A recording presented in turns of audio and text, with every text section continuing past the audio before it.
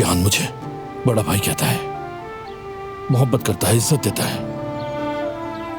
कभी कभी जब उसकी आंखों में देखता हूं तो मेरे कदम रुक जाते हैं। कभी रात को सोने से पहले याद आता है, मेरे अंदर आग लग जाती है, सांस नहीं ले पाता मैं। उस पर तुम्हें खोने का दुख वो सबसे संगीन है कुल। दिल में एक उम्मीद थी, सोचा था कि शायद किस्मत मेहरबान हो गई है, अल्लाह रहम करेगा। सोचा था कि माजी को पीछे छोड़कर गुल के साथ खुशियों भरा घर बसाऊंगा,